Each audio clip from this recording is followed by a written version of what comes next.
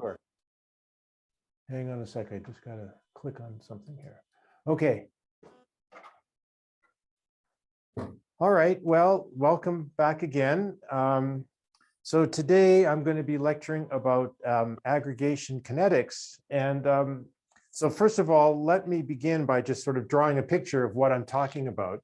So imagine you have a cluster of mass I and a cluster of mass J, and they come together, and with some rate Kij, they will irreversibly form a larger cluster of mass I plus J. So this is known as the process of aggregation. And it appears in all kinds of physically important applications. So to give you some idea of like examples of this, one is basically the universe that we live in, gravitational accretion.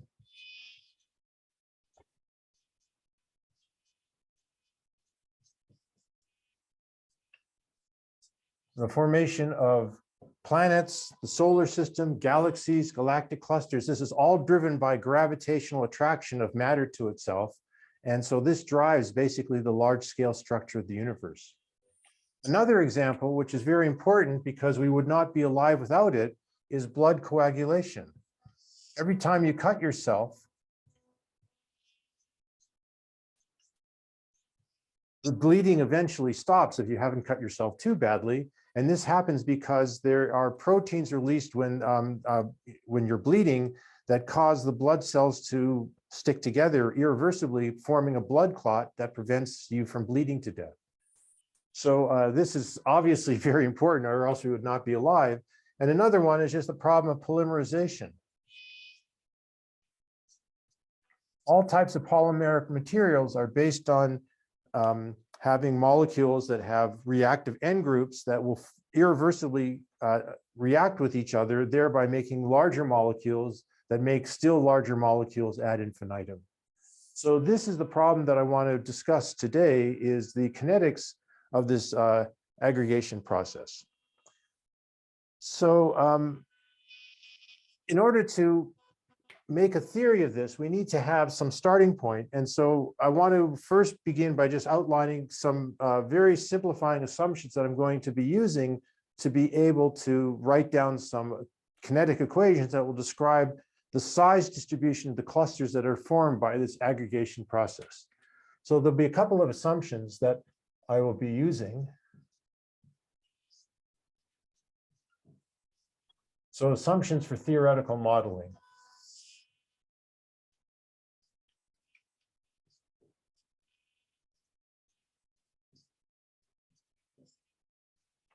First one is I will assume that everything is well mixed. So at every point, so that every point in space is the same as every other point in space. So this is called the well mixed assumption.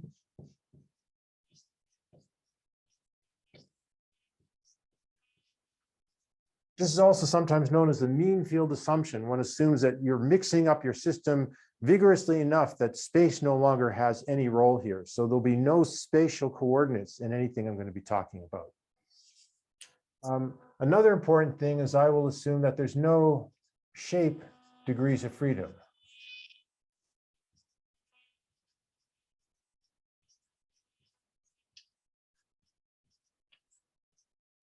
So what I mean by this is that, you can imagine that if I have clustering going on, that the geometry of the clusters could get relatively complicated as they get larger and larger. So I have in mind that there's maybe a surface, like these are liquid droplets that have a surface tension, so that as soon as two drops coagulate, they make a larger spherical droplet. So there's no notion of shape. So what this means is that, as a corollary to this, is that the only variable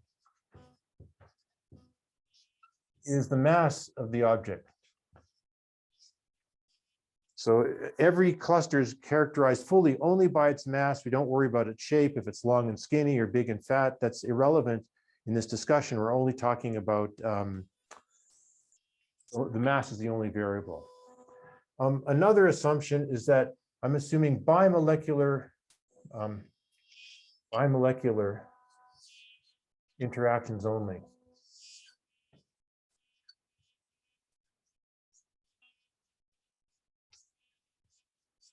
So this, in some sense, is like a low density assumption that when my clusters are floating around in space, that only two of them will meet at any given moment in time. You'll never have a three-body interaction or a higher body interaction, only two-body interactions.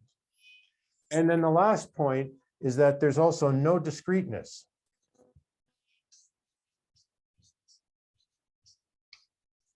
So my basic variable here will be the concentration of clusters of any given size. And the point is that I'm going to assume that the system is large enough so that if I look at any given volume, that the number of clusters of every given size divided by the volume of the system, which is the concentration at every given point in space, is non-zero. So we won't worry about discreteness effects, as there could be some place in space where there's no monomers or no trimers. There's just a uniform concentration, and no matter how low the concentration is, there's still enough particles of that size that we don't have to worry about discreteness effect. So from all of this, the basic variable then is Ck of t. So this variable is defined as the concentration of clusters of mass k at time t. So, concentration of clusters of mass k at time t.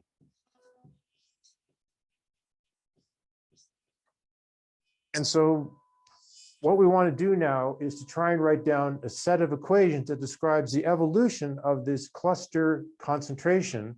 I mean, we will have clusters of mass 1, mass 2, mass 3. If we're dealing with discrete masses, we want to understand how this basic variable evolves in time. So that's going to be the goal of this lecture, is to solve for the cluster concentrations as a function of time. So if there's any questions, just ask while I'm erasing.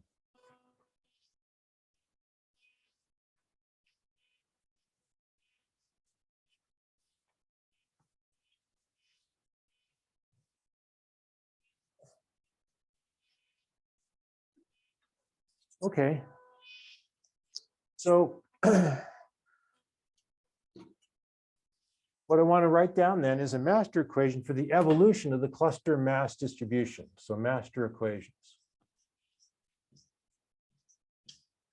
So based on the assumptions that I've just erased, I want to compute how the number or the concentration of clusters of mass K changes as a function of time.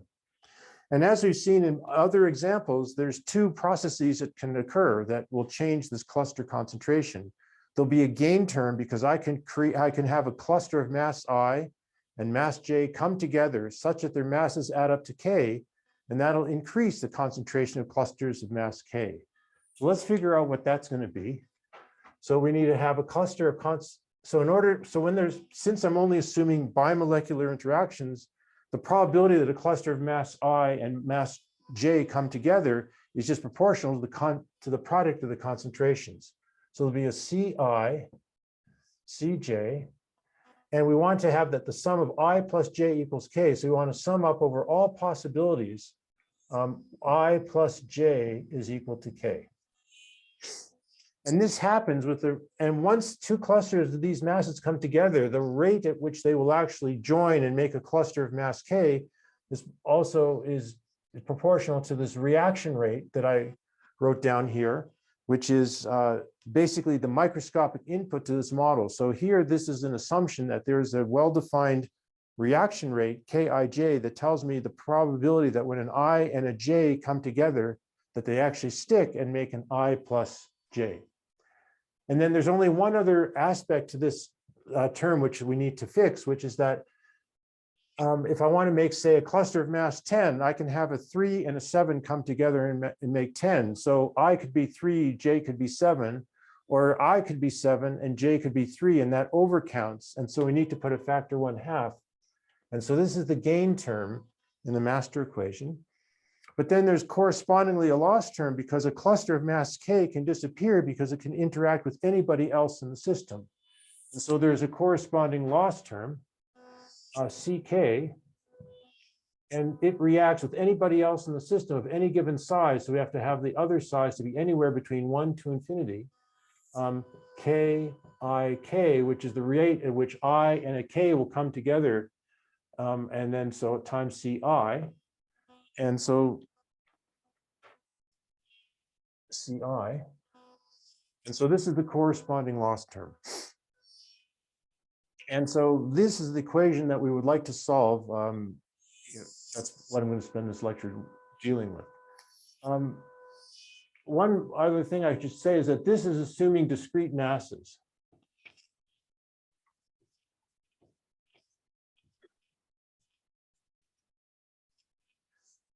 In the case of when we're looking at the large time, large distance limit, or the large time, large mass limit, then the fact that the masses are discrete becomes perhaps less important. And so let me write down the same equations in the case of continuous masses, because it looks very much similar in structure. And I'm just trying to find a good pen here. This one is not working so well. Right here. So in continuous case, the same sort of set of equations would be, instead of having a summation over discrete masses, we'd be doing integration over continuous masses. So here would be an integral. So let me write here maybe dc of x and t dt. So there's two flavors. There's the discrete case or the continuous case. So here cxt would be the concentration of clusters of mass x at time t, where x is now a continuous variable. And so the way that this can happen is I could have a cluster of mass y at time t and a cluster of mass x minus y at time t. Clearly, the sum of these masses adds up to x, and I can integrate over all possible values of y between 0 and x, and then times k of y, x minus y. And then I have a loss term, which is going to be c of x and t, and then integral from 0 to infinity dy cyt k of x y. So this is in the case of continuous mass.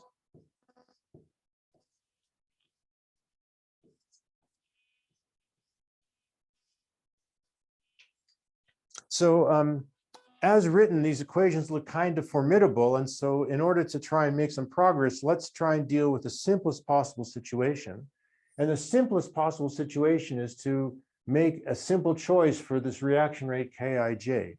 So physically, it seems clear that if the clusters are larger, then there's a larger cross section, so it's easier for them to react.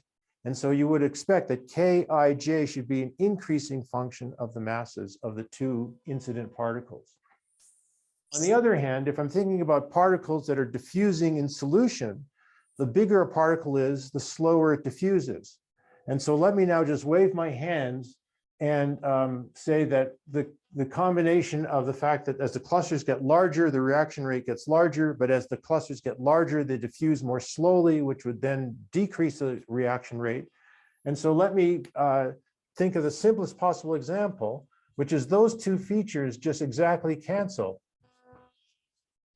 And so let's just take the case of constant, what's called the constant kernel case. Kij is equal to a constant. And for reasons of simplicity, I will choose that constant to be equal to 2. And in the field of aggregation kinetics, it turns out that there's only 3 exactly soluble models, roughly speaking. One is the so-called constant kernel, and there are 2 other exactly soluble models. But I just want to focus on the simplest case of this one, reaction rate equals to 2, because as we'll see, it's actually fairly simple to solve. And one gets a lot of rich phenomenology out of it.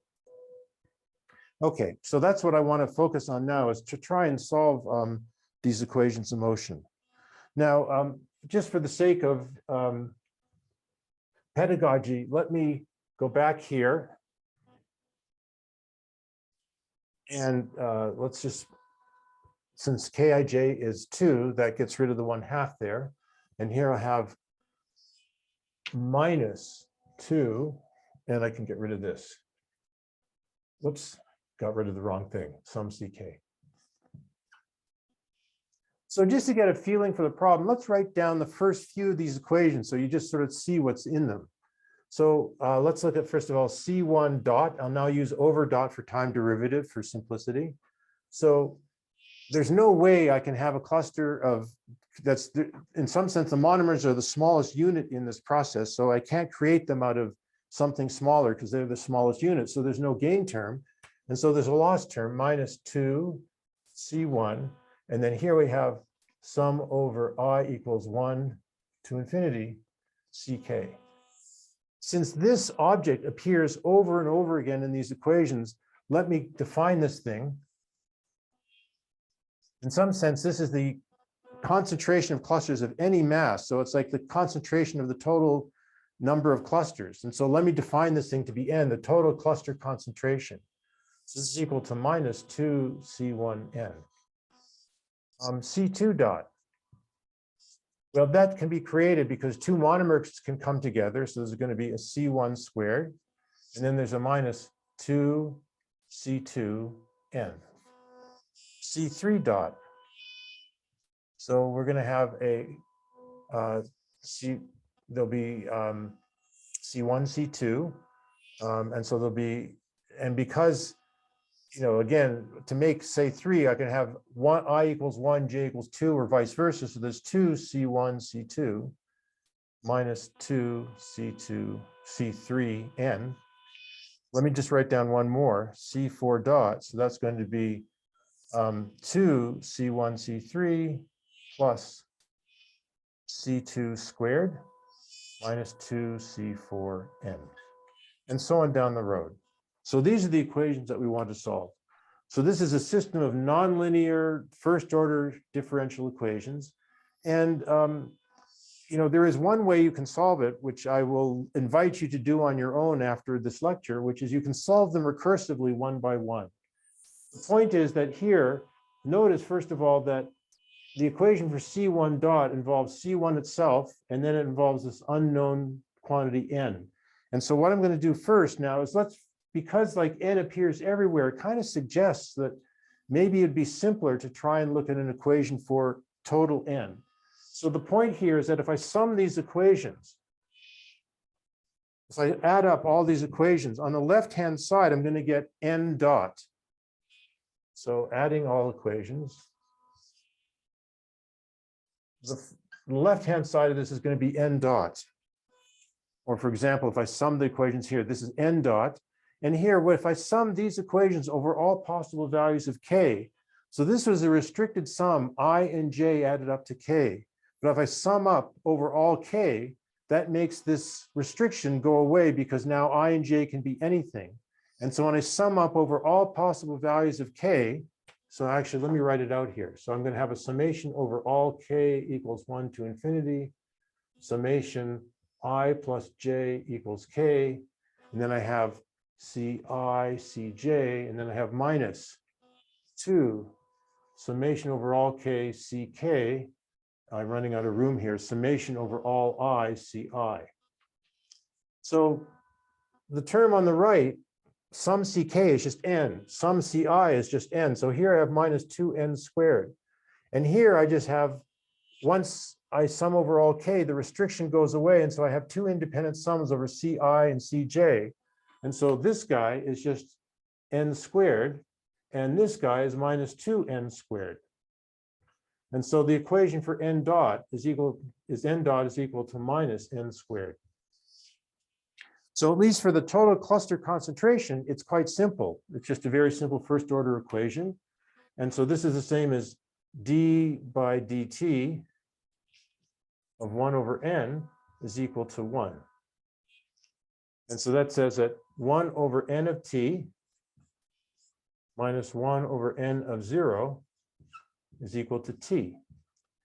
And again, for a lot of these problems, it's best to choose the simplest possible initial condition. So I will choose the initial condition that n at t equals 0 is equal to 1. So the total, I normalize my thing, so my total cluster concentration is equal to 1. And so from this, I will get that n of t is equal to 1 over 1 plus t. So this is for n of 0 equals 1. So that's our first basic result, that we have that the concentration of clusters, if I start with a huge gas of monomers, that the concentration of clusters is decaying like 1 over t in the long time limit. But now that I have the cluster concentration, now we can go back to our equations. And again, I invite you after this lecture to try and solve these one by one, because we have C1 dot is minus 2C1n, and now n we know what it is. So we can, in principle, we can solve the first order equation for C1. Once we have C1, we plug it into here, and then we have C2 dot is a known quantity minus 2C2 times another known quantity. Again, that's soluble. And so you can tediously and one by one, you can solve all these equations. But that doesn't necessarily provide a lot of insight. So what I want to show is, first of all, some other routes to try to get some feeling for the solution. And then I will show you the generating function solution for all the cluster concentrations. Okay, so here comes another erasure. So if you have additional questions, ask them now.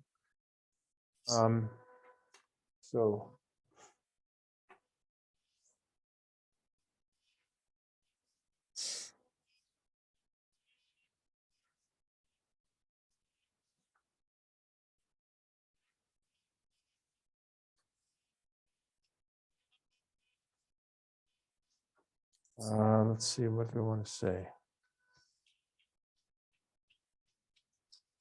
Yeah, okay. So what I'm going to do now is let's look at what I call the moment equations.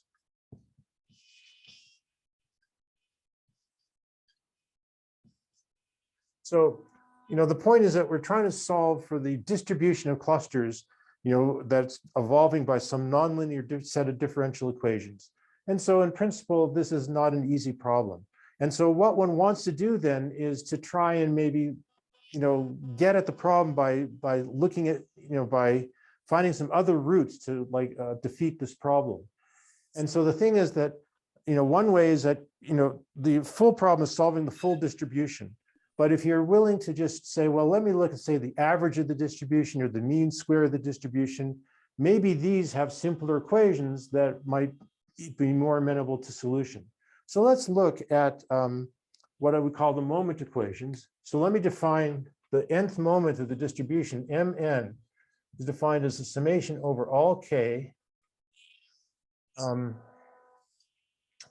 k to the power n, ck. So summation k equals 1 to infinity. So these are moments of the distribution. And as we're going to see, oftentimes when you're confronted with these sorts of problems, looking at equations for the moments is much simpler than looking at equations for the entire distribution itself. So let's see. And so notice also that we have, so for example, M0 is equal to the summation sum ck, k equals 1 to infinity. So this is what we called n before. So these two things are the same. And M1, so this is summation kck. So what is this? The first moment.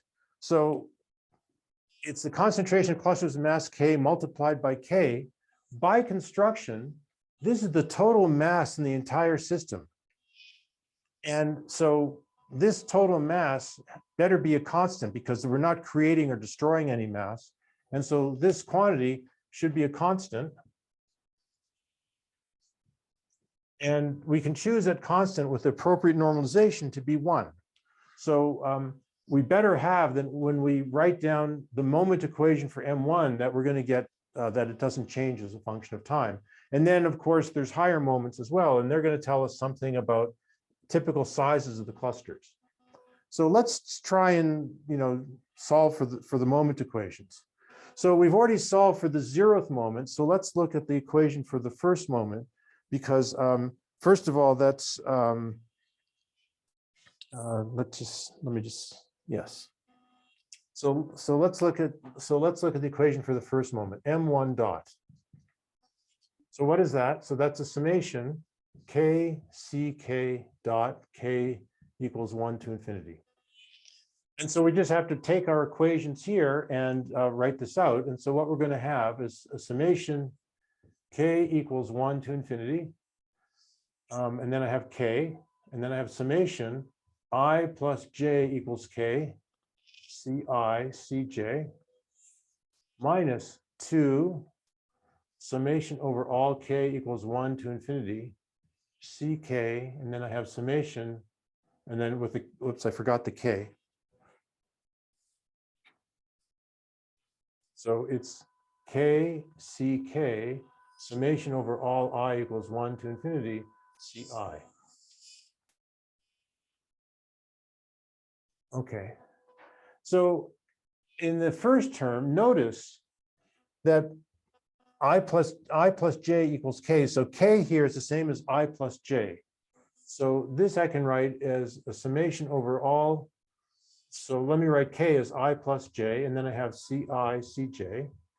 And now the point here is that when I sum over all k, what it does is it makes this constraint that I plus j equals k disappear. All we're doing now is we're summing over all possible values of I and j. So I can write here summation over all I and j with no longer any restriction on k. Both of these things will go all the way to infinity. And here I have minus 2. And now let's just sort of simplify this. This is the 0th moment by definition. This is the first moment by definition. So this is nothing more than 2m1 m0. And now if I look over here on the left-hand side of this, so I have there's two terms. There's I, ci, cj. ICI summed over I is the first moment. Sum over cj is the 0th moment, and then the jcj is another first moment, and the sum ci is another 0th moment. And so this is nothing more than 2 m0 m1 minus 2 m1 m0 equals 0. So yes, we've verified then that the equation for the first moment is, well, the first moment is conserved as a function of time. And so this says, as we must have, that the total mass of the system is conserved. So in some sense, looking at these moment equations is actually very useful because you verify that you wrote down the right equations because you've satisfied some obvious physical constraints. And in fact, some of you might have been wondering, like, why was there 1/2 here and a not 1/2 here? And like this overcounting, it could be a little bit confusing. And one way to test that you've actually written down the right equations is by verifying, for example, that the first moment is conserved. So let's go a little bit further. Now that we see that we had a simple equation for the first moment, let's look at the equation for the second moment.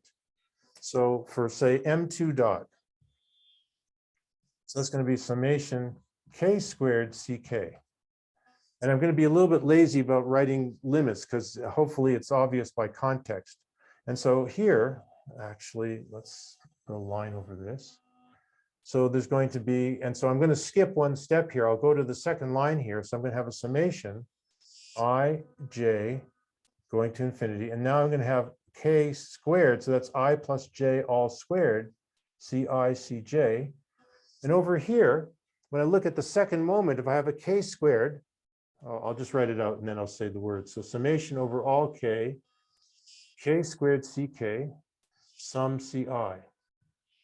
So over here we have 2, second moment, 0th moment. So here we have minus 2 m2 m0. Here, well, when I expand this out, there'll be a term I squared plus 2ij plus j squared. I squared ci is a second moment, and then this gives me a 0th moment. J squared cj is another second moment with the first moment, 0th moment. And the term 2ij ci cj is twice ici, which is first moment, jcj, which is another first moment. So here what I'm going to get is 2 m2 m0 plus 2 m1 squared. And again, these two terms cancel. And then we have 2 m1 squared, but m1 is the total mass in the system, which was defined to be 1. So this is just 2. And so what we get from this is that m2 of t is growing like 1 plus 2t. So the second moment is growing linearly with time. And this basically is a measure of the average cluster size in the system. Since the first moment is conserved, it is actually the second moment that's actually measuring the typical size of the clusters in the system. And we can continue this and then look at the equation for higher order moments. And so let me maybe do one more moment because they're all the same. So here what we found is that M2, which is summation K equals 1 to infinity of K squared CK is equal to 1 plus 2T. So I could look at what M3 is, K3 CK. And what is this? So let me just sort of, because I don't have a lot of Blackboard space, let me just sort of cheat in the use of my Blackboard. Let me just now look at the equation for M3. So M3, and so here there'd be a 3. Here there's going to be a 3. And here there's going to be a 3. And so when I expand this out, there'll be terms I cubed the ICJ, which is an M3 M0. So there'll be two terms. There'll be an I cubed CICJ and there'll be a J cubed CICJ. So that's going to give me a 3 M3 M0. And then there's the cross terms. There'll be an I squared, 3 I squared J CICJ, which is 3 M2 M1. And then there's a J squared I CICJ. And so there'll be another set of 3 terms like the same. And so there'll be a 6 M2 M1. And over here, we're going to have minus twice M3 M0. So again, these terms cancel.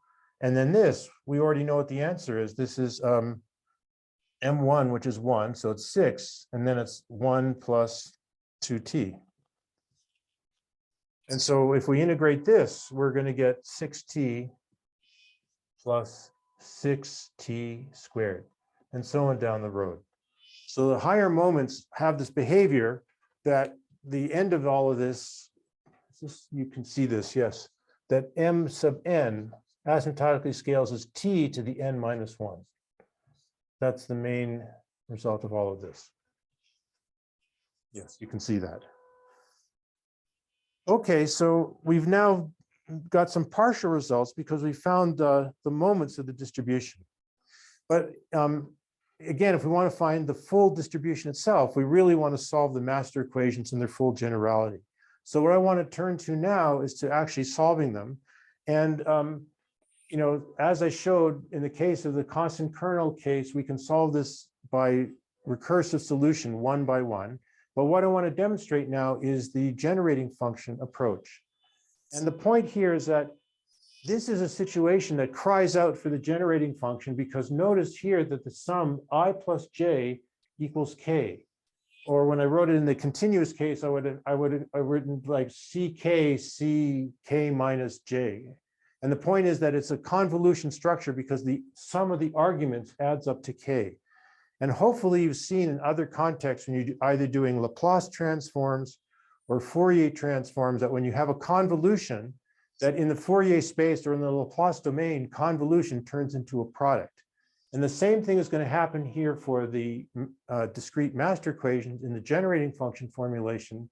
And that will allow us to solve all the CKs in one fell swoop using the generating function technique. And so it's kind of the same as what you saw in the case of the Fibonacci sequence, where the full, I'm having a hard time figuring out where to stand here, where the full Fibonacci, the whole sequence of Fibonacci numbers is encapsulated by this very simple generating function, f of x, which is equal to 1 divided by 1 minus x squared.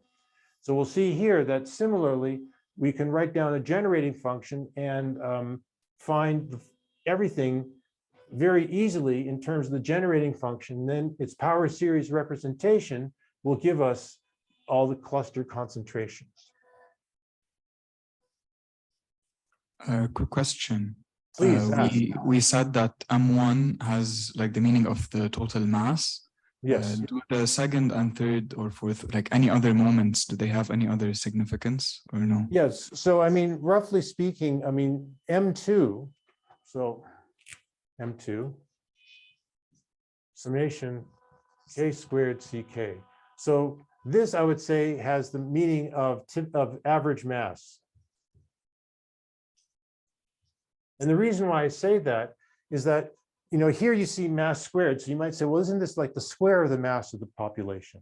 And yes, it is. But the point is that to make this, to have the right units, we should divide by summation KCK. So this object, this ratio, has got the right units. It's linear in the mass of the system. And the point is that because this is equal to 1 in this particular case, so then we end up with that the average mass is actually the second moment of the distribution. So, there's many ways of defining a typical mass. You could say like, K to the power 17 CK divided by summation K to the 16 CK. This has units of mass. And so this is another measure of mass. So as long as the difference in the exponents is 1, these are all sort of measures of the typical mass of the system. And it's just that this is like the simplest one and so it's the generic case. But this is what the meaning of the different moments might be. Or for example, if I said K to the 15, so that's units of mass squared. If I took this to the 1/2 power, this also has units of mass. And so that's another measure of a typical mass. It's not a terribly useful one, but it is a measure of the typical mass. Does that answer your question? Yes, thank you. Sure. Okay. So generating function technique. So I'm going to define now G of Z and T will be equal to the summation from K equals 1 to infinity, CK of T, Z to the power T. I'm sorry, Z to the power K. So just as before, we multiply each term by a factor Z to the K and sum over all K. So this is just the good old generating function. And so let's just see what happens if we try and apply the generating function technique to this. So what we're doing here is we're introducing this quantity. And how do we use it? Is we take our equations over here, multiply them Z to the power K, and sum over all K from 1 to infinity. And let's see what happens when we do that process. So on the left-hand side, we just have the time derivative of the generating function itself. So what we're going to get from this is G dot as a function of Z and T. Over here, if I multiply by Z to the power K, well, by construction, I plus J equals K. So I can rewrite Z to the K as Z to the power I times Z to the power J. And once again, when I sum over all K, that releases the constraint that I plus J is equal to K. So it becomes two unrestricted sums. Sum over all I, Ci, Zi. Sum over all J, Cj, Zj. And so this is nothing more than the generating function squared. So this is G of Z and T squared. And the last term, so there's a 2. And then we have some CK, ZK summed over all K. That's the generating function. So that's G of Z and T. But then we have something else. We have sum over all, whoops. Sorry, there's a mistake here. This should be an I. Excuse me. This is a sum over all I. Then we have the last term, which is sum over all I, sum Ci, with no Z to like accompany it. But that's the same as summing over all I with Z set equal to 1. So the last term here is G at Z equals 1 T. So first point is that because of the convolution structure of these equations, by introducing the generating function, we reduce the entire infinite system of differential equations to just a single equation. So that's great. I mean, it looks a lot simpler. The only problem with it is that it's not a closed equation because the equation for G of Z and T involves G of 1. But because of the simplicity of what we see here, it suggests, well, let's look at the equation for G of 1. So let's look at now G dot at Z equals 1 T. So we just have to substitute Z equals 1 everywhere. So we're going to get here G of 1T squared minus 2 g of 1t squared, which is equal to minus g of 1t squared. So even though the equation for g is not closed, the thing that we don't know, g of 1, has a very simple closed equation for itself. And if you just sort of stare at this a little bit carefully and subtract these two equations, and let me define h of z and t is equal to g of z and t minus g of 1t. So when I subtract these equations, I'm going to get, what am I going to get? I'm going to get g of z and t squared minus twice g of zt, g of 1t. And I subtract this guy, I'll get plus g of 1t squared. And this is nothing more than h of z and t squared. So, I'm writing the equation for h dot, which is g dot minus g of 1 t. Sorry that I forgot the time derivatives here. So we end up with something really trivial looking. H dot of z and t is equal to h squared. So, I just want you to marvel at like how we take what looks to be a complicated looking problem, which has a convolution structure, and by introducing the generating function, we reduce the infinite set of equations to two equations, and by appropriate linear combination, it's just one very simple equation that you learn that is trivially solvable. So I just want you to marvel that like how simple the problem becomes in this generating function approach. So we need to solve then this equation. So let's go and solve that. So we have h dot, and now allow me not to write all the arguments because it's just a waste of time. So this is h dot is equal to h squared, and this I can write as d by dt of 1 over h is equal to minus 1. And so that says that 1 over h of zt minus 1 over h of zt equals 0, the initial condition, is equal to t. So to finish the solution, we have to figure out what the initial condition is. And again, for the monomer only initial condition, that my system begins with only clusters of mass 1, the simplest initial condition, monomer only initial condition. Then at t equals 0, so if ck at t equals 0 is equal to delta k1, the monomer only initial condition, then g of z and t equals 0. Well, what is that? So we sum over all k, and there's only one term in the sum, c1, which is 1, times z to the power 1, which is z. So this is equal to z. And similarly, g of 1 and t equals 0, fixing z equals 1, so that's equal to 1, which says that h of z and t equals 0, which is the difference of these two guys, is just equal to z minus 1. So now let me erase again.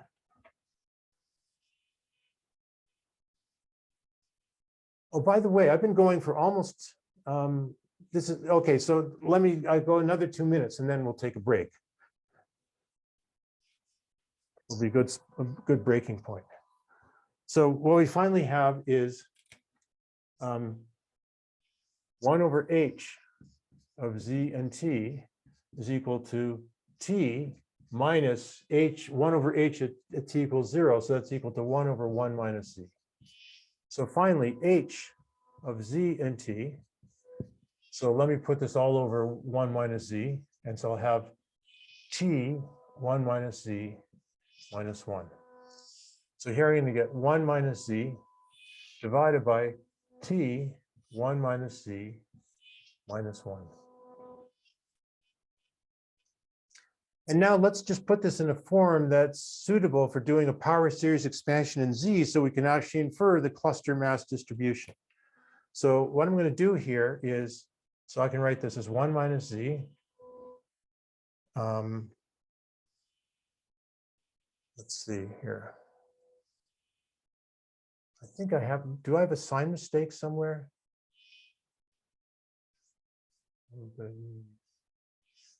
Something, I think I have a sign mistake. Let me just check. It should be +1 over z, I think. Oh, no, I see what my mistake is. I can't copy from one side to the other. This is a z minus 1 here. So this is z minus 1. Z minus 1. Right.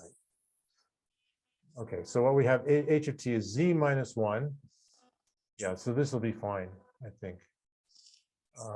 T z minus 1 minus 1. And so I can write this as 1 minus z. And then here I have 1 plus t minus z t.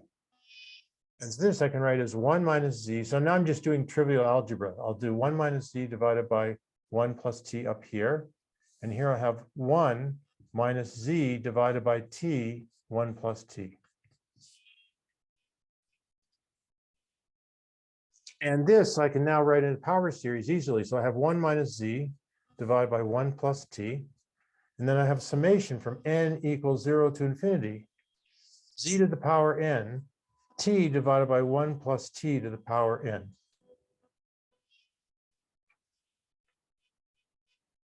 So from this, we can then infer that if we want now the concentration of clusters of mass k, we just need the coefficient.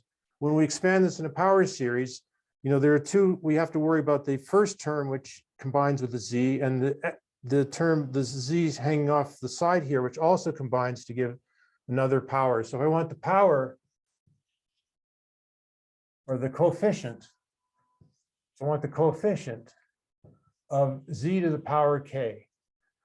So that is going to be, for z to the power k, I have the kth term in this series combined with this. And so that's going to be t divided by 1 plus t to the power k. And here, 1 power of k here. But then I also have, because there's a power z, the coefficient of z to the k will be the n minus, the k minus first term of this series combined with this guy. So that's minus t over 1 plus t to the power k minus 1. But then I have the 1 over t from the z here, so it's going to be times 1 over 1 plus t. And so let's just see what this is. So there's going to be 1 over 1 plus t to the power k plus 1, common factor.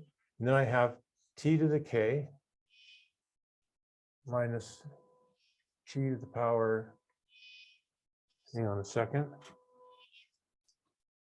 t to the power k minus 1. I think I've done, I mean, I think at this very last step, I'm doing something silly. So let me just check that I haven't. Oh, yes. Again, the coefficient of z to the power k. So it's going to be the kth term of this with that.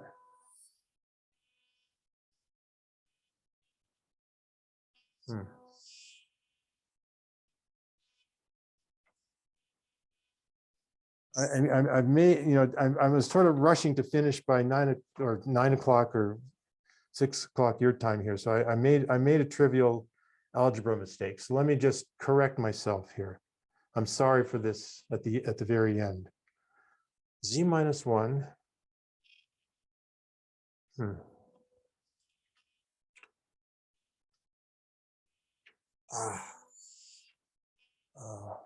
Okay, you know, again, there's a stupid sign mistake, because if I go back to the very earlier on, I had 1 over h of t minus 1 over h of 0 was equal to minus t. And so this was 1 over It should h. be equal to t, right? Pardon me? It should be equal to t. And No, so that was my mistake, is that, you know, I had an equation that looked like 1 over h dot was equal to minus 1.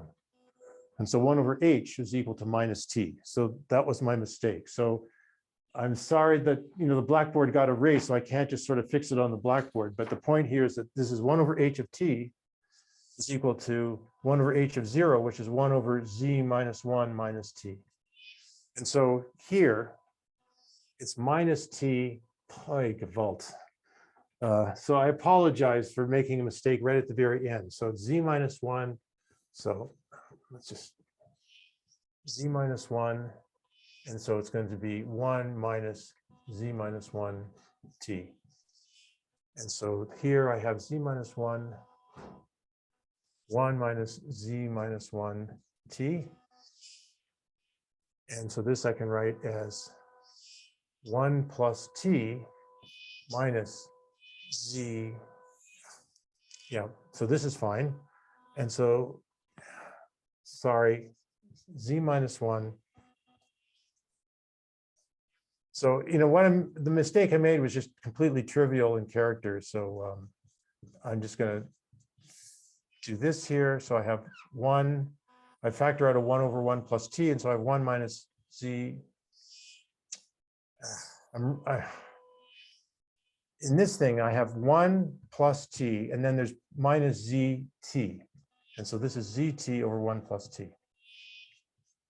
So let me not try and correct all this because it's so simple-minded. But the point after all of this is done is that when you look at the coefficient of z to the power k of this thing, what you'll find ultimately, and so I'm going to just punt on this and leave you to like correct my stupid mistake here.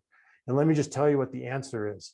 Ck of t is equal to t to the power k minus 1 over 1 plus t to the power k plus 1. That's the final result. That much I know.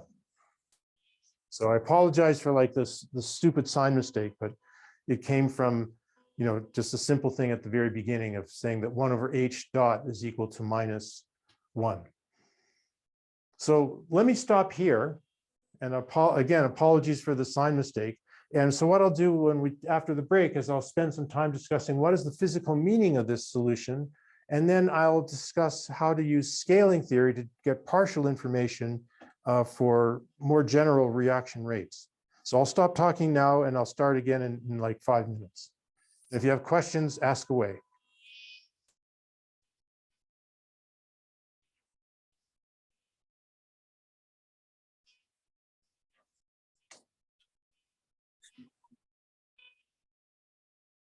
I think they're fine. You just have to figure out the minus signs so they're in there.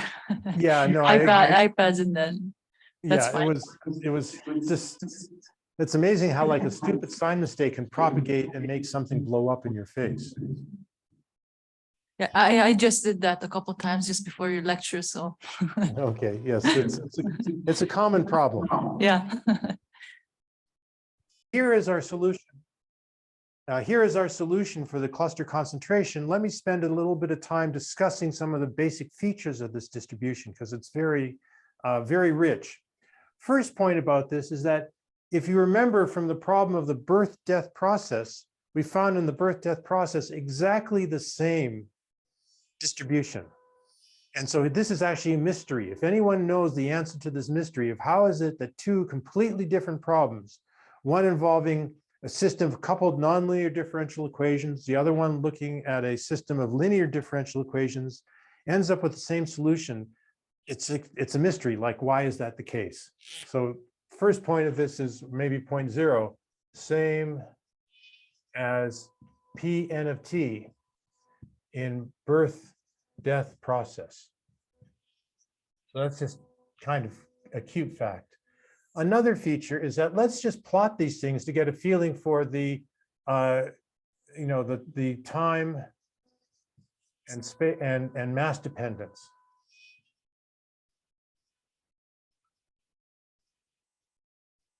So I were to plot the cluster concentration as a function of time, Ck of t. Well, by construction for monomers, it just decays like 1 over 1 plus t squared. So monomers are doing something like this. This is monomers. Dimers, k equals 2, so they start off linearly, And then it also ultimately, it will decay, because this is like for large time, this will be k to the power 1. This is t to the power 1, and this is t to the power 3. It asymptotically also decays as 1 over t squared. So dimers will rise linearly initially, and then it'll ultimately decay. So this is dimers. Trimers, so mass 3 will start off quadratically, and then if this is trimers, so this will be t squared, but this divided by t to the power 4. And so this also asymptotically will go as 1 over 1 plus t squared. So this is what the trimers are doing. So this is what the time dependence looks like. If one looks at the mass dependence, which is perhaps from an experimental perspective more relevant, is you ask, how does the cluster mass distribution look like as a function of mass at different times? So we see that this distribution is getting broader and broader at longer times because we have more masses being part of the distribution. So for early time, we'll have something that looks something like this, say. So this is just meant to be a cartoon. So this is early time. At later time, it'll just broaden. And also so this is intermediate.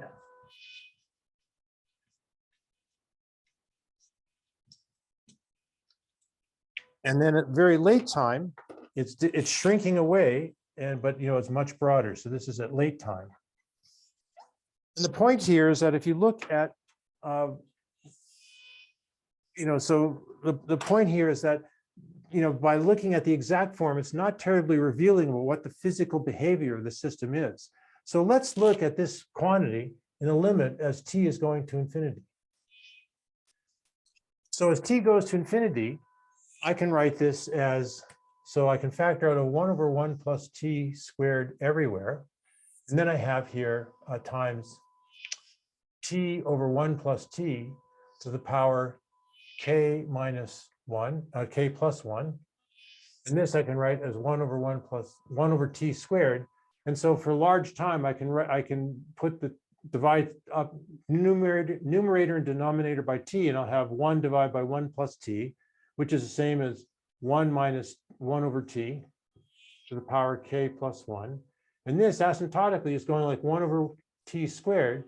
And this is just e to the 1 over t to the power k plus 1. And for large mass, k plus 1 and k are the same thing. So this is e to the minus k over t. So this is the scaling form for the distribution. Again, and one sees that I could also write this as 1 over k star squared e to the minus k over k star, where here k star is a typical cluster mass, which is proportional to time. So this is the scaling form of the distribution, and in some sense, it has much more physical information than the exact solution, because it tells you that there's a characteristic mass scale, which is growing linearly with time, and that the distribution ultimately has an asymptotic exponential decay. And so if instead of plotting this as a function of k, one was to plot ck of t versus k over k star. And moreover, instead of plotting it, plotting the concentration as a function of k over k star, one plotted k star squared ck of t. Then by this construction, here's ck of t as asymptotically going as this. So k star squared ck is a constant independent of time. And so what will happen is that you'll have the same exponential decay, but each one of these curves will lie exactly on top of each other. So that's my attempt to draw them on top of each other. And so in some sense, this data collapse is a sign that you've identified what is the right scaling behavior of the cluster mass distribution. So, in many situations, the exact solution, while it might be very satisfying to get, is not really revealing of the essential physics of the problem. And the scaling form is actually more revealing of the essential physics of the problem. And so this brings me now to another way of looking at this problem by applying a scaling approach directly to try and get some information about the cluster mass distribution. So the point here is that this exact solution was very special, and as it turns out, there's only a very few set of reaction rates that you can solve exactly. But it turns out that by applying a scaling approach, one can understand some of the essential behavior of the aggregating system, even in situations where an exact solution is not available. So what I want to spend the next, the rest of this lecture doing is trying to show how to apply a scaling approach to solve this aggregation problem. It turns out that let's do a preliminary to get a feeling for how to apply the scaling approach. And so the preliminary is, let's just look at something hopefully we're all familiar with, which is the good old diffusion equation. And let's pretend we don't know how to solve the diffusion equation, even though we do know how to solve it.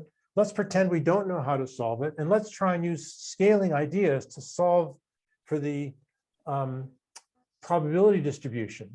And as you'll see, it turns out it gives us the exact solution in a very satisfying way. So I want to now spend some time talking about a scaling approach.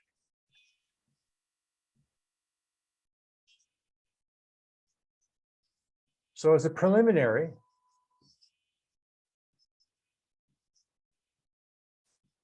let's just think about the good old one-dimensional diffusion equation. dc dt is equal to d second c by the x squared. Suppose I start with a particle at the origin. I want to understand what is the solution to this equation. And so first point, and so this is sort of like something I would teach first-year graduate students just to try and get some physical information with the least amount of effort. First point is just look at dimensional analysis.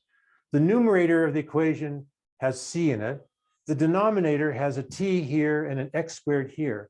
And in order that this has to be dimensionally correct, it better be that x squared has units of dt. So first point is that, dimensional analysis alone.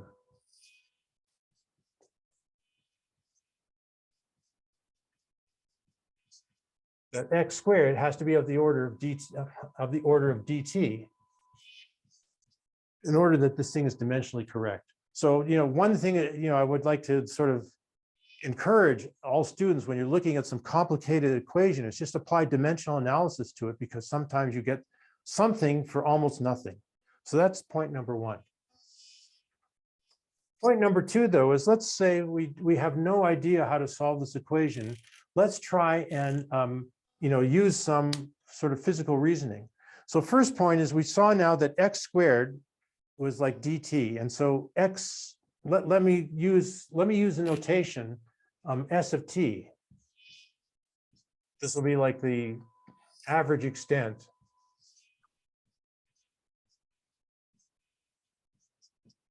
of the probability distribution.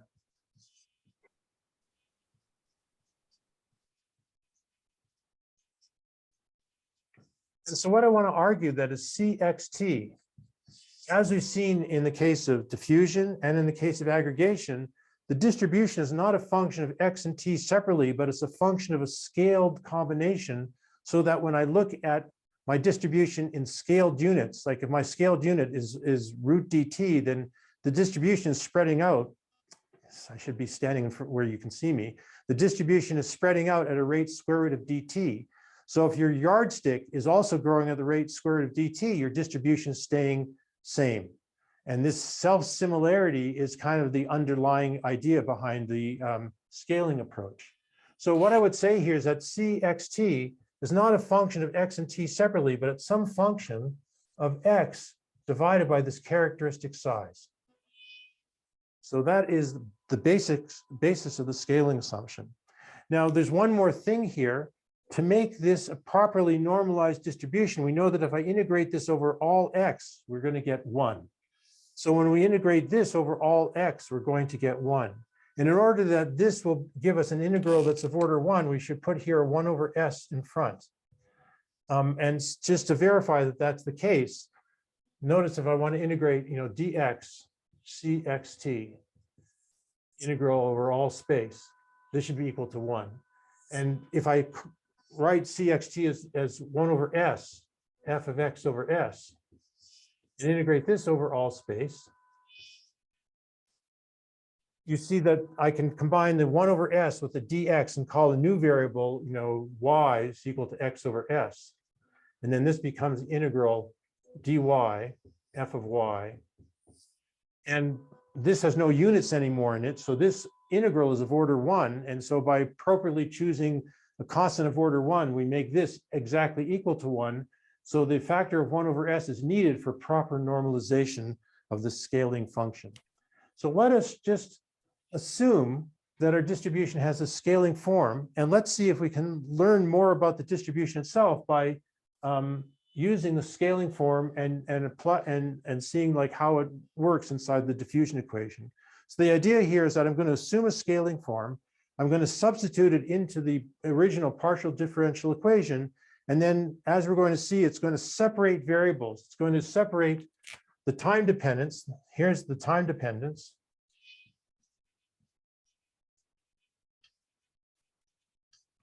And here, this combination of variables, let's call it x over s is equal to z.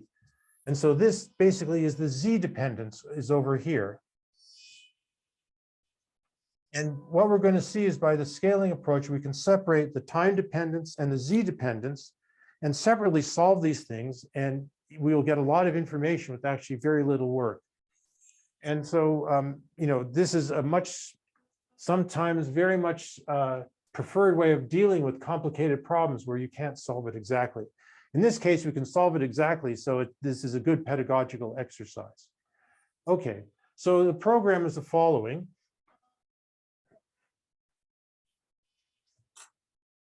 So the first point is I'm going to substitute cxt is equal to 1 over s, which depends on time, some function of x over s of t.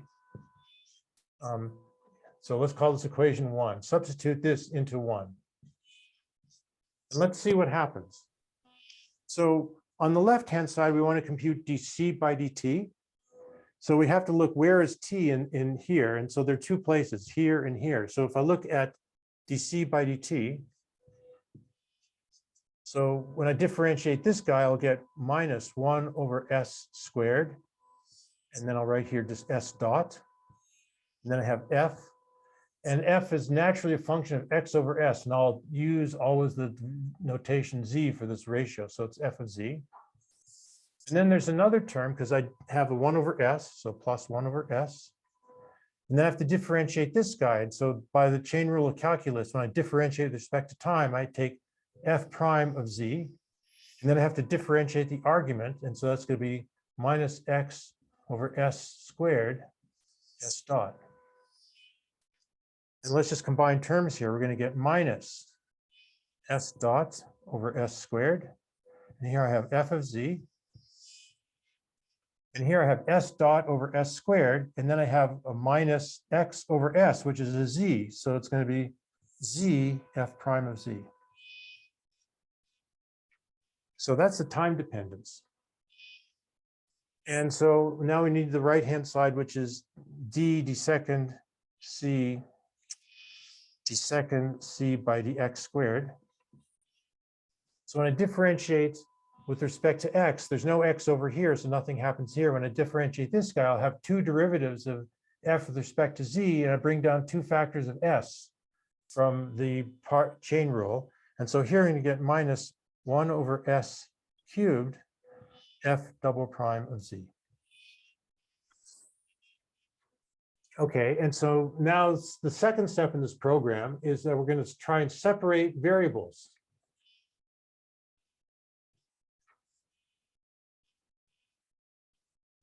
So if I take what we have here, we're going to have minus s dot over s squared, f plus zf prime.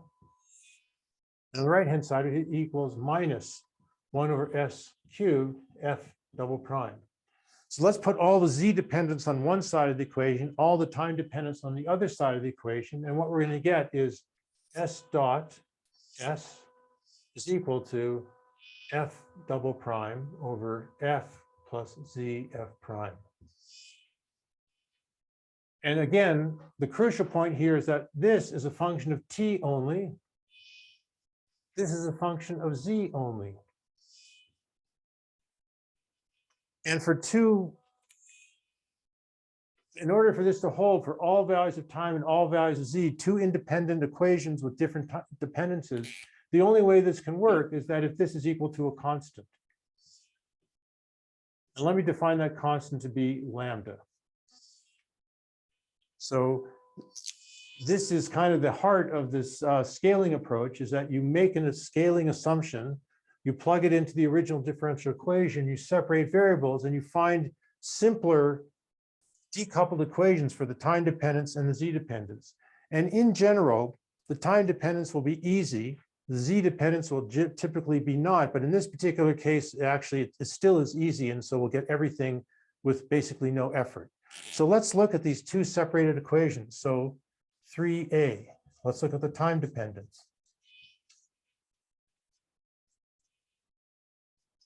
So it's basically, it's S dot is equal to lambda, which says that S of t is equal to square root of 2 lambda t. So that was pretty easy. Let's look at the z dependence.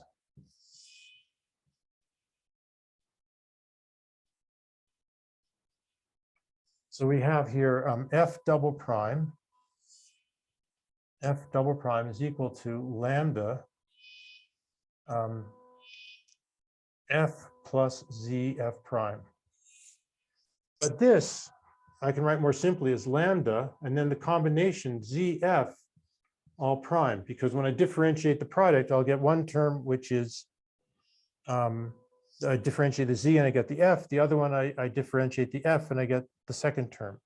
So this I can immediately integrate, and I'm going to get that f prime is equal to lambda zf plus constant. Let's call it constant a. But if we're dealing with a particle initially at the origin, we know that the distribution is symmetrical about the origin.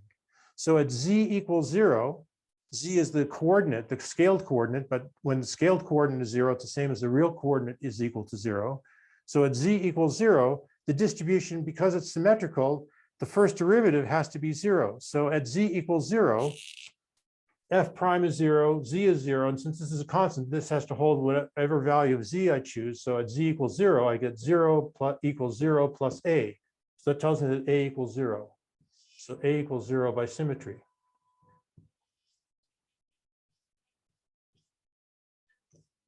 So we can forget about that. And so we just have this one to solve. And so now I can write f prime divided by f is equal to lambda z. And this I can immediately integrate because this is just log of f prime. And so I'm going to get that from this, I'll get that f is equal to e to minus lambda z squared over 2 times some constant b, for example. Because when we integrate this, we'll get log of f is equal to this plus a constant. So when I exponentiate it, I'll get it's a multiplicative thing.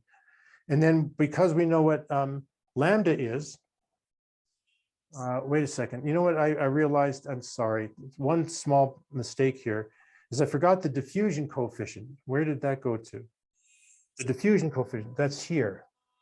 Since I didn't erase, it'll be easy to fix things here. I forgot the diffusion coefficient here. I forgot it here. So S dot is equal, so there's a D over here. So there's a D over here, D over here, a D over here. And so that's over 2D over here. So fortunately, that was easy to fix. And so finally, now that I substitute, but what is Z? Z is X over S, and S we already know. And so if you do that last step here, what you're going to get is B e to the minus x squared over 4 dt, which is the classic Gaussian distribution. So what is kind of nice about this scaling approach is with a minimal amount of assumptions, one assumes a scaling form, one then plugs it into the differential equation that defines it. One separates the variables and one finds easily the time dependence. This was just completely trivial. With a smidgen more work, we found the z dependence, and it turns out that in this particular case, we actually get the exact solution. Most situations, you're not so fortunate, you don't get the exact solution, you'll just get an approximate solution or something that you can't even solve analytically. But it turns out that this is a very powerful way of getting partial information about a distribution with very little assumptions and very little like sophisticated mathematics. So what I want to do now is I want to take that same perspective and apply it to the kinetics of aggregation. And as we're going to see, the time dependence is easy to obtain for much more general reaction rates. And then the mass dependence is more complicated, but at least it's in a form that's tractable by numerical methods. So if you have questions on this, ask away, because I'm going to do some erasing now, and we'll turn to aggregation kinetics.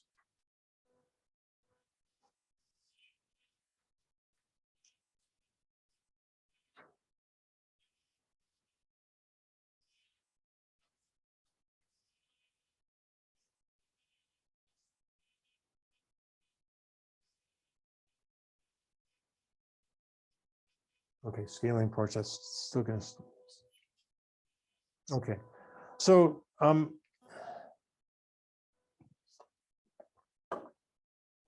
as I mentioned, in the case of aggregation, the exactly soluble models are very few and far between. And one of the beauties of the scaling approach is that it'll provide us useful information in cases that are not exactly soluble. So let me consider a set of reaction rates which has the following basic property of homogeneity. So let's think about homogeneous reaction rates.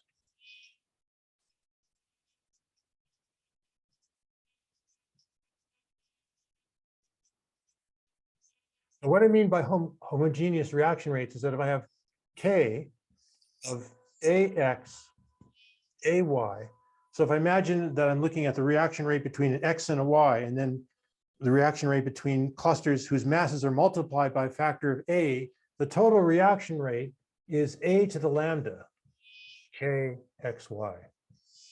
So this defines what's called homogeneous reaction rates, and the exponent here, lambda, is called the homogeneity exponent.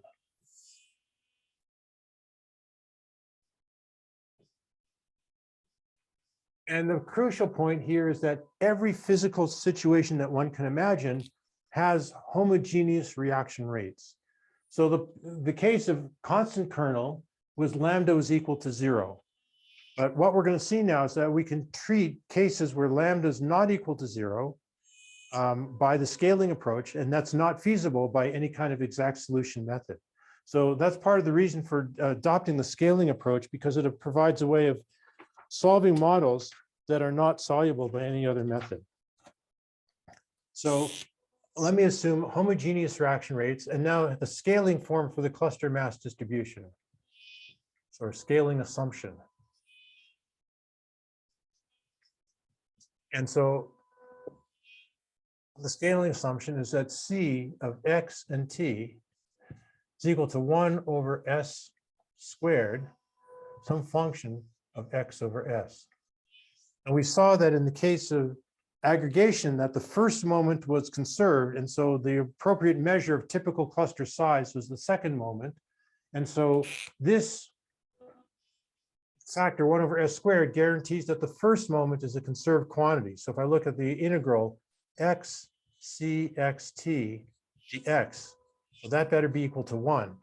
And in the scaling formulation, this is 1 over S squared X fxs dx. And so you see that by absorbing a factor of s into the x and to the dx, this is manifestly equal to 1. So this is the appropriate normalization factor for the scaling assumption of the cluster mass distribution. Okay, so what I'm going to do now is the same program as before. I'm going to make the scaling assumption. I'm going to substitute it into the basic governing equation for aggregation, and then separate variables and find the time dependence and the mass dependence separately. And as you're going to see, the time dependence will be easy. The mass dependence is more complicated, but we'll get some partial information just by this approach. And so this is sort of a more general way of understanding any kind of an interacting many-body problem.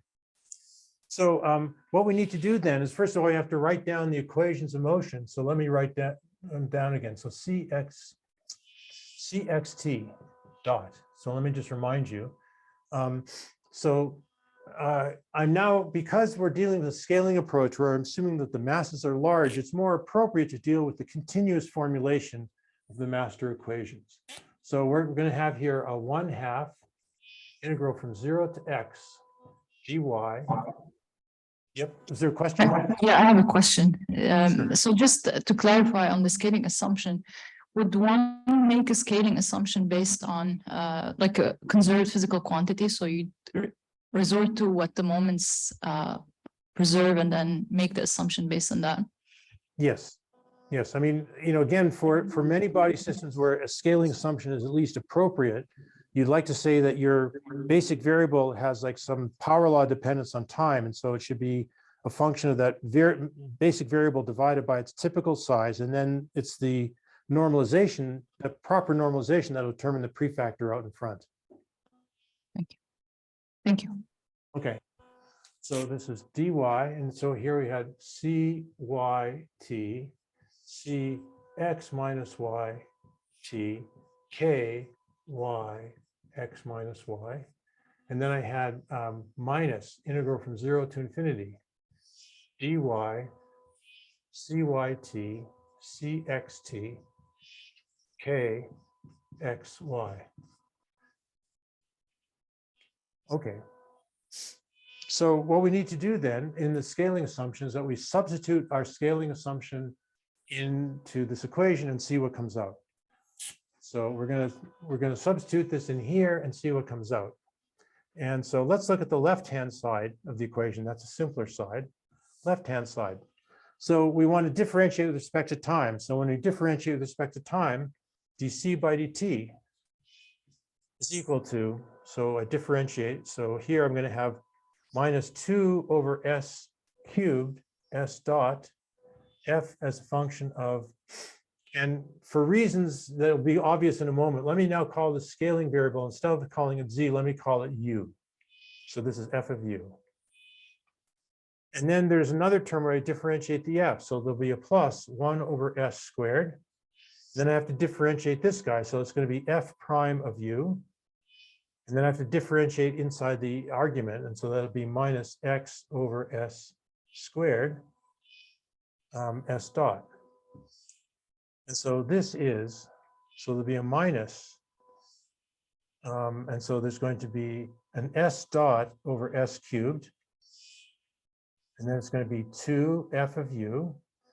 And here I have, here are my 3s squared, and I pull out another s, so I'm left with another factor of x over s. So this is plus uf prime. So that looks pretty simple.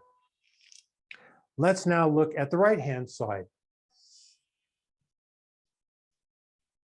And it turns out, for simplicity, let's look at the second term first, because it's a little simpler. So let's look at right-hand side 2. So that is, what is that? So this is an integral minus infinity, 0 to infinity, dy. So I have cyt, so that's 1 over s squared, f of y over s, 1 over s squared, f of x over s. And then I have k of xy. But you see, since we've expressed everything in terms of y over s and x over s, we should do the same thing for this. We should express it in scaled units. And here I'm going to take advantage of the homogeneity assumption of the reaction rates. So I'm going to write this as k of x over s, y over s. And then if I go back to the definition here, if a is 1 over s, so I have k of x over s, y over s, then here I'll have s to the power lambda. So this thing, in order that this is the same as this, I should have a power s to the power lambda. And that's the homogeneity assumption. And now we can write this in the following way. I can write this as integral. So let me take one of the s's and put it over y, and let me define now v is defined to be y over s, and we had that u is equal to x over s. And so this becomes minus. So this is integral dv from 0 to infinity. Let me leave room for some prefactors out in front. So I'll put it over here. So it's equal to minus. And so there's an integral from 0 to infinity dv. So one of the s's goes with the y, makes it that. And then here I'm going to have 1 over s cubed. But then there's the s to the lambda. So there's an s to the lambda out in front. So s to the lambda. And then I have dv. And then I have f of v, f of u, k of uv. So the crucial point here is that everything inside of this integral is like order 1. It's in terms of scaled units. All the units have been like non-dimensionalized here. So this is something of order 1. And here is where the time dependence is still lurking. So that's the right-hand side, second term. And for the right-hand side first term, it's the same thing again. So right-hand side 1.